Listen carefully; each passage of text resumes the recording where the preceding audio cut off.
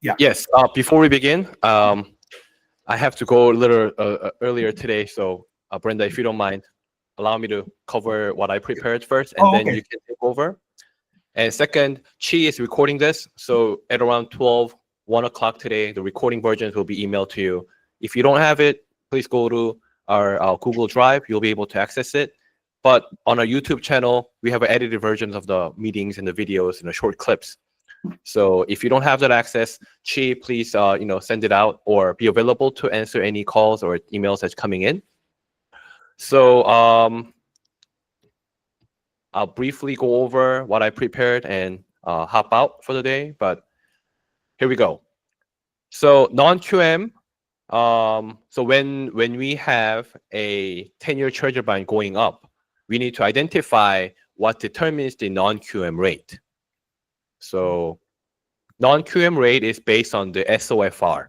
SOFR rate is a different index rate that we use to identify the final rate. Surprisingly, SOFR rate actually went down when the 10-year treasuries went up. So I'm going to continue with that baseline, and I'm going to include all these links so you can follow afterwards. First, Mega Capital is releasing a program with a gift funds and reserve for the non-owner occupied transactions. So usual non-owner occupied investment transactions don't accept gift funds or requires a funds of seasoning or requires a fully amortized loans. They're removing all three and accepting gift funds, reserve amount, and interest only is available now. LTV at 80%.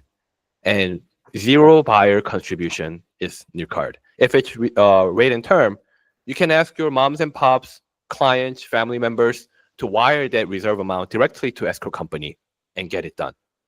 And if you need any settlement statement related to this, please reach out to me directly. I'll share the full set of how we overcame.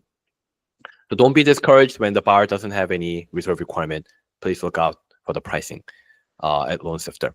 Second, FLCB Jumbo is now updated with a rate under 6.5% with a rebate of 7.75. Wow. Loan amount in between $766,000, 766,551 to $3 million. The reason why I emphasize this is because HIBEL is in mid sevens now, so we can offer almost 1% lower and still expect to have a rebate. Okay.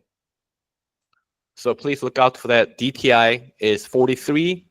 So if you have any questions, please reach out to Brenda or Gia for more details.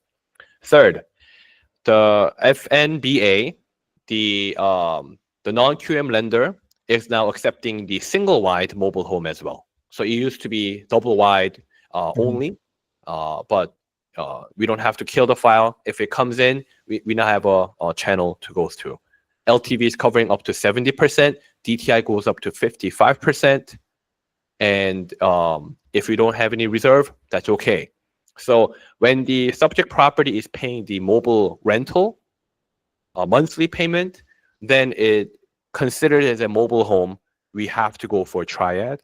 But when the subject property follows with a property tax, and if the build was before 1976, then before we go for hard money option, let's look into their product as well. Rates are in between 9s and 10s. Fourth, now we had a huge hiccups with the CPAs not giving us a CPA letter stating that they have prepared the profit and loss. We don't have to worry about it anymore. This is an email that came in last week telling us, a CPA telling us that she doesn't feel comfortable putting a word prepared in the P&L. So file was on stop. So I was contacting different companies, and now Carrington is saying they are okay with CPA reviewed P&L. This differentiates Dynamic completely. So I ran the pricing, and their pricing is not that bad. I quoted 7%, and I'm still walking away with 0.36% rebate. So, like Ragnar said, when the payment is okay, when the buyer is agreeing to it, let's lock it in. Let's get it done, and then expect something to change later on and refinance, right?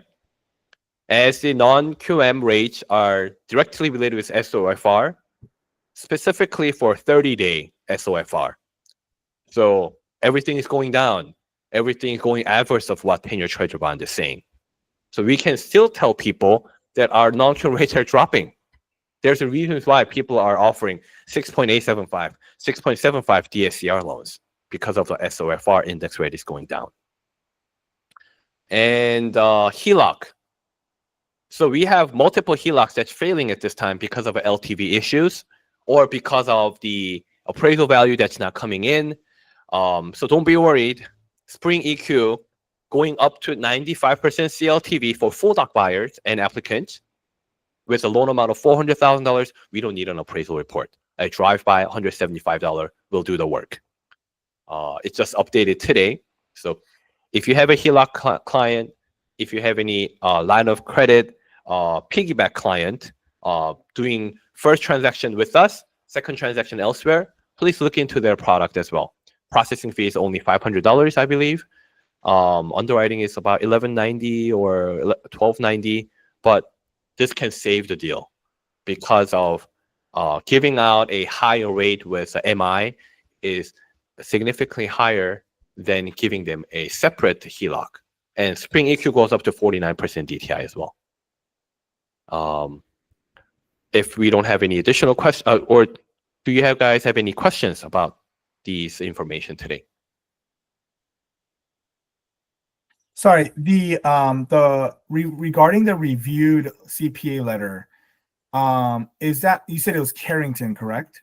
Yes. Okay. Is that Tanya lady, it says that's tax services. She's a CPA.